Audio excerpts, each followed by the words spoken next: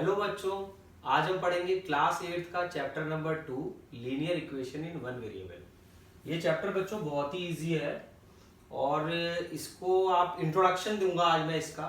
अगर आपको क्वेश्चंस चाहिए या कुछ पूछना है तो फिर आप वही कमेंट बॉक्स में जाकर के मेरे को बोल सकते हैं, तो मैं इसका वीडियो बना दूंगा। तो देखिए, हम समझते हैं कि इक्वेशन क्या होती है। अगर हमारे को इस तरीके से लिखा हुआ है x + 1 = 7, तो इसमें एक ये निशान है, बस साइन है जो मैंने यहाँ लिखा हुआ है, इक्वल टू का निशान है, तो इसको हम बोलेंगे इक्वेशन। अगर सिंपल लिखा हुआ है x + 1 सिंपल लिखा हुआ है तो उसको हम एक्सप्रेशन बोलेंगे। तो हम यहाँ पे समझ गए हैं कि इक्वेशन होने के लिए पहला क्राइटेरिया क्या है कि उसमें इक्वल टू का ये साइन होना चाहिए, इक्वल टू होना चाहिए इसमें। और आगे बढ़ते हैं। और वेरिएबल क्या होता है, जैसे कि a b c d till z तक या हम कुछ भी इस तरीके से लिखते हैं तो उसको हम वेरिएबल कहते हैं। ये 1 है, 7 है, 9 है, 2 है, ये कांस्टेंट है। तो वेरिएबल हो गया हमारा इसमें x और वेरिएबल हो गया हमारा इसमें y। अब आगे बढ़ते हैं, देखते हैं कि यहां पर दो इक्वेशंस हैं, x + 4 = 20, y - 3 = 19। तो यहां पर ये इक्वेशन है जिसमें केवल वन वेरिएबल है, मतलब यहां पर केवल एक ही वेरिएबल दिख रहा है हमारे को, इसलिए ये जो दोनों इक्वेशंस हैं ये इक्वेशन इन वन वेरिएबल है। लेकिन यहां पर देखते हैं हम सेकंड केस में कि यहां पर हमारे को हर इक्वेशन में दो वेरिएबल दिख रहे हैं। जैसे यहां पर a और b दो वेरिएबल दिख रहे हैं, ऐसे इसमें x + y + 3 = 17, तो ये भी हमारे को यहाँ पर दो वेरिएबल दिख रहे हैं, इसलिए ये इक्वेशन जो है वो टू वेरिएबल्स में है। लेकिन हम इस चैप्टर में केवल एक इंट्रोडक्शन ले रहे हैं कि equation in one variable, chapter का नाम ही हमारा ये है इक्वेशन इन वन वेरिएबल, तो हम केवल इसकी ही बात करेंगे। ये सिर्फ समझाने के लिए मैंने आपको बताया है। देखिए क्या है, linear equation if variable has power 1, मतलब अगर कोई हमारी इक्वेशन है, जैसे हम दो इक्वेशंस पढ़ते हैं, x + 7 = 12, x² + x + 3 = 20। तो जो हमारी ये वाली इक्वेशन है ये तो लीनियर इक्वेशन है, लेकिन जो हमारी ये इक्वेशन है ये लीनियर इक्वेशन नहीं है। क्यों नहीं है? क्योंकि इस इक्वेशन में, नीचे वाली इक्वेशन में हमारे को जो पावर दिख रही है, हाईएस्ट पावर जो दिख रही है वहां पे 2 दिख रही है, इसलिए ये लीनियर इक्वेशन नहीं है। लेकिन इस वाले केस में जो हमारी हाईएस्ट पावर है वो x की पावर यहाँ पे केवल 1 है, इसलिए ये लीनियर इक्वेशन है। होप सो सबको इजीली समझ में आ गया होगा। एक बार इसको पढ़ लीजिएगा, देख लीजिएगा, बहुत इजी है। आगे बढ़ते हैं। यही मैंने लिखा है कि इस चैप्टर में केवल हम linear equation in one variable ही पढ़ेंगे। एग्जाम्पल 1 को समझते हैं।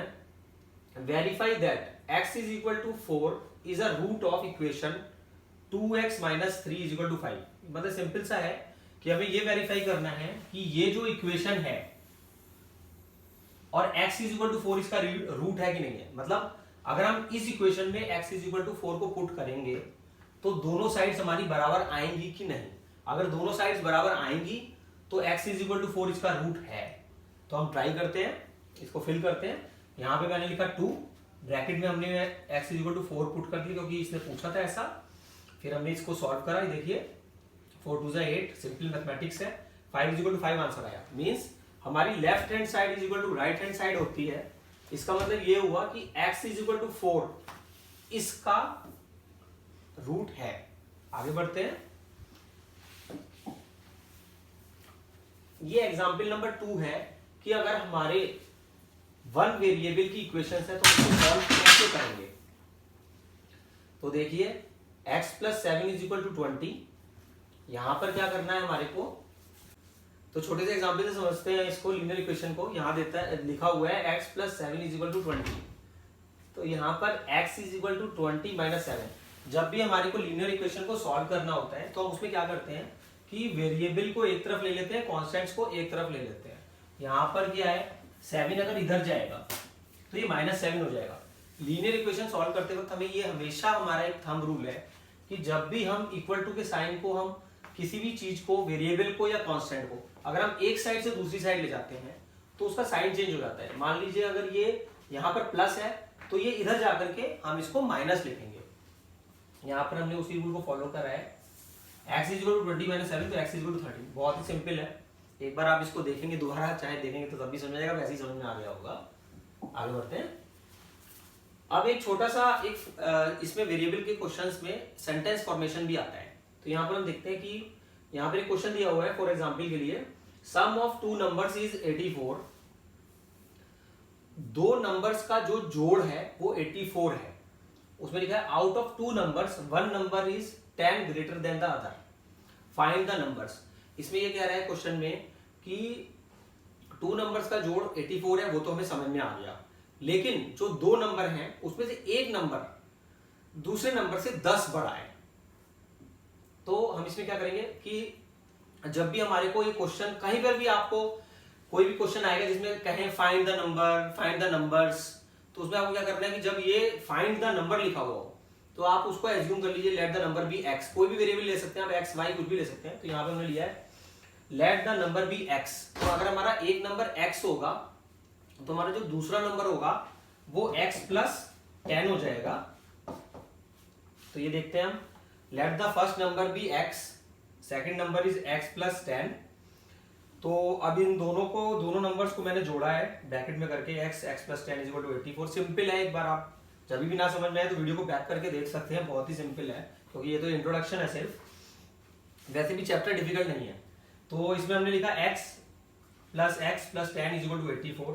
x प्लस x 2x होता है, 2x plus x plus 10 is equal to 84।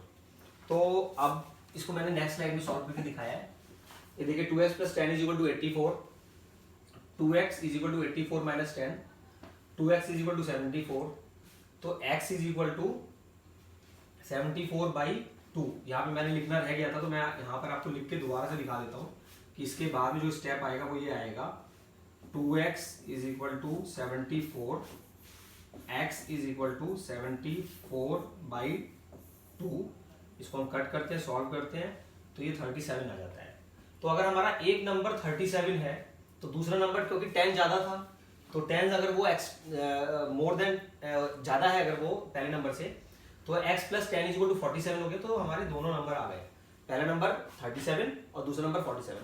अब इन दोनों को अगर आप ऐड करते हैं तो 84 ही आएगा। नेक्स्ट नंबर की तरफ बढ़ते हैं, नेक्स्ट स्लाइड की तरफ। अब कुछ क्वेश्चंस हमारे पास इस तरीके के आएंगे जिसमें हमारे को इस तरीके से लिखा होगा। इसमें क्या करना होगा आपको, इसको कहते हैं क्रॉस मल्टीप्लीकेशन। इसकी इससे मल्टीप्लाई कर दो और इसकी इससे मल्टीप्लाई कर दो, क्रॉस बना दीजिए, क्रॉस मल्टीप्लाई। 3 ऊपर चला गया तो देखिए ये हो गया 3 इंटू दिस, 7 इंटू दिस। अब उसके बाद में अगर हमें इसे मल्टीप्लाई करना होता है तो जैसे कुछ बच्चों को इतना इजी नहीं होता है कि भाई कैसे क्या है, जिनका मैथ्स कुछ स्ट्रांग नहीं रहा है, तो उनके लिए मैंने समझाया है कि पहले हम इधर 3 को 2 से मल्टीप्लाई करते हैं, फर्स्ट 2x से मल्टीप्लाई करते हैं और 3 को 1 से मल्टीप्लाई करते हैं, इसलिए मैंने ये एरो दिखाया। तो देखिए 3 इंटू 2x हो जाता है 6x, 3 को 1 से मल्टीप्लाई किया, ये आ गया 3, यहाँ पे 7x प्लस 14। अब देखते हैं यहाँ पर हमारे को वही करना है जो मैंने आपको बताया था, जब भी लीनियर इक्वेशंस को सॉल्व करते हैं तो कांस्टेंट्स को एक तरफ कर लेते हैं और वेरिएबल्स को एक तरफ कर लेते हैं। तो यहाँ पर मैंने क्या करा है कि मैं 6x को उस तरफ ले गया हूँ। मैंने बताया था आपको कि अगर जो ये इक्वल टू का साइन होता है इसके इधर या उधर ले जाने पे साइन चेंज होता है। तो यहाँ पर हम देखते हैं कि 3 तो एज इट इज रहा, 14 को हमने इधर जंप कराया, जंप करने से इसका प्लस का साइन माइनस हो गया है, और इधर देखिए 7x में जब मैं 6x को इधर ले गया तो माइनस बन गया है। एक बार देख लीजिए, बहुत सिंपल है। 3 माइनस 14 होता है माइनस 11, 7x माइनस 6x होता है x। तो हमारा ये आंसर आ गया है। बढ़ते हैं, नेक्स्ट स्लाइड है ये। तो हमारा इंट्रोडक्शन पूरा हो गया बच्चों, और अगर आपको कोई क्वेश्चन समझना है तो आप मेरे को कमेंट बॉक्स में लिखिए, मैं आपको पूरे क्वेश्चन ढंग से समझाऊंगा। चैप्टर बहुत इजी है, थोड़ा सा प्रैक्टिस से आप इसको कर पाएंगे। थैंक यू बच्चों।